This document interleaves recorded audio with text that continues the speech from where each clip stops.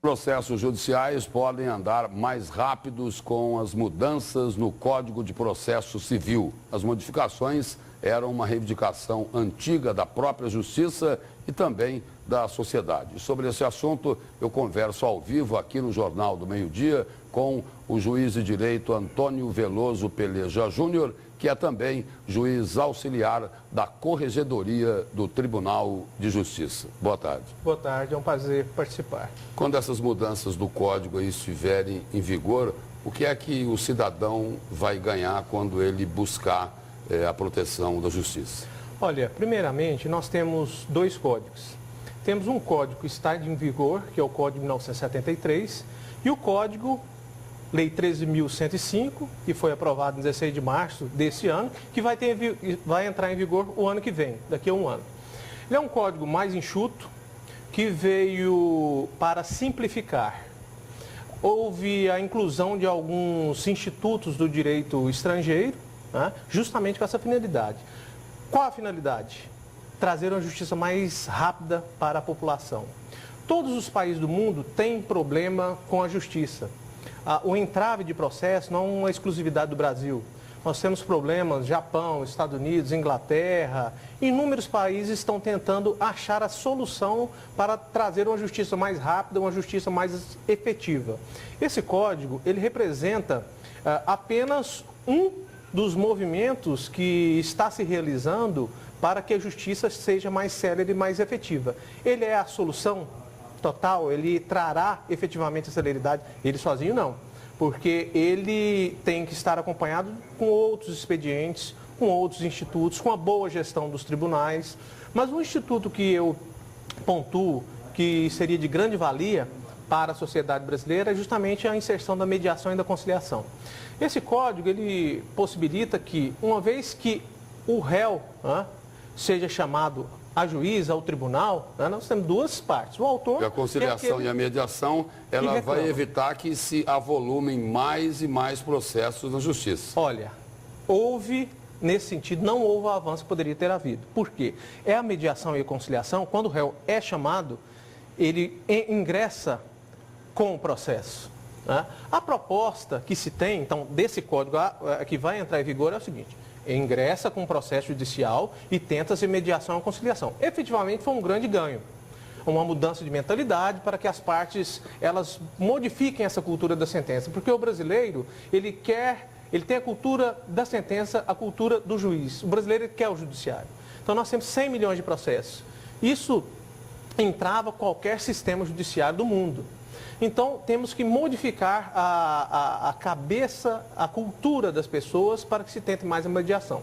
Mas uma questão interessante, uma ponderação interessante, é a mediação obrigatória antes do processo.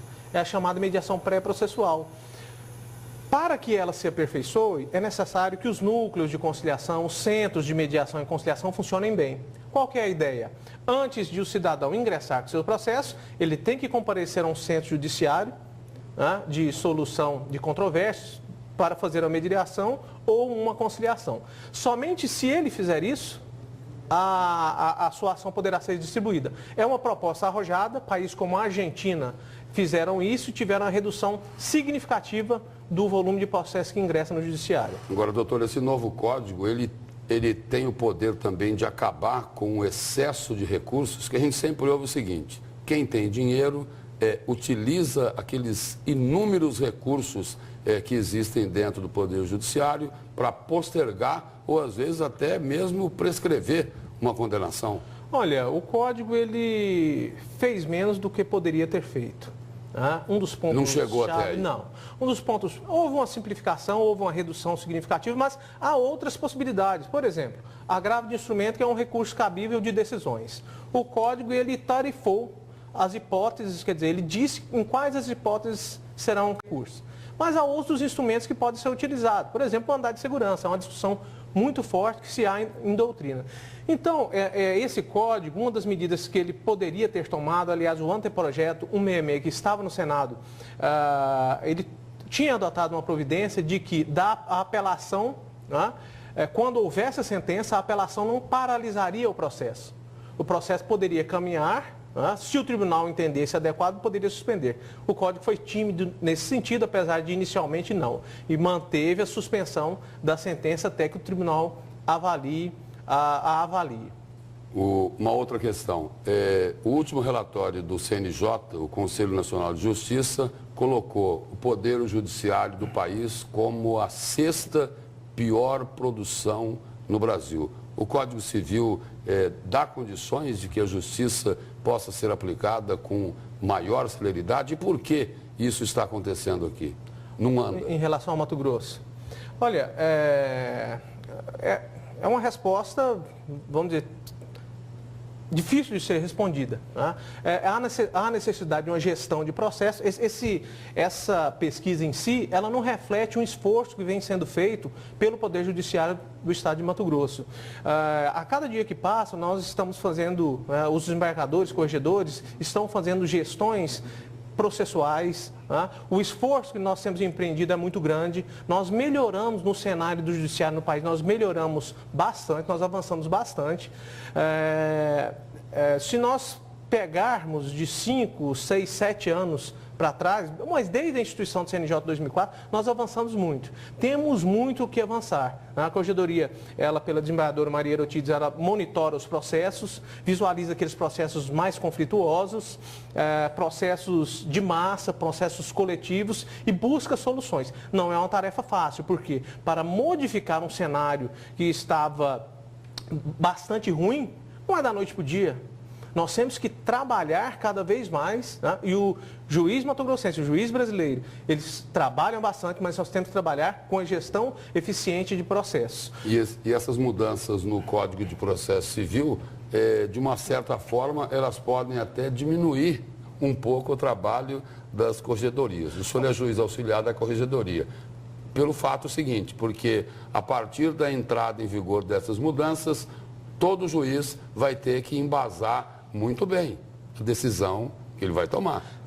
Um aspecto interessante. Porque não vai poder mais ocorrer duas decisões diferentes em casos semelhantes. Perfeito. É a cultura do precedente que eles querem implantar, né? Que o Código veio com essa nova missão, que é o precedente brasileiro, a cultura de respeitar, de uniformizar as decisões dos tribunais. Esse Código novo, ele vem nesse sentido de que o tribunal tomou uma decisão, o juiz ele tem que acatar essa decisão. Mas isso é um sistema, é uma cultura que tem que ser implantada. Nesse sentido, os juízes têm que justamente modificar esse modo de pensar, esse modo de agir, e o Código ele deu essas diretrizes. Os próprios tribunais têm que uniformizar a sua jurisprudência, editar súmulas acerca dos milhares de processos que há. Quando se fizer isso, quando se tiver um norte a ser seguido, o número de processos certamente ele reduzirá, com certeza. Mas não é o abracadabra. Não é o abracadabra. É uma missão difícil, mas que todos os juízes, todos os operadores do direito, não é uma questão de juiz, é a questão de quem trabalha com a justiça. É a questão de defensor, promotor, advogado e todos aqueles que fazem parte da justiça. Todos temos que caminhar e mudar, modificar essa cultura de forma que possamos trazer uma justiça mais rápida e eficaz. De uma forma geral, e os juízes, eles têm alguma resistência em acompanhar decisões padrão?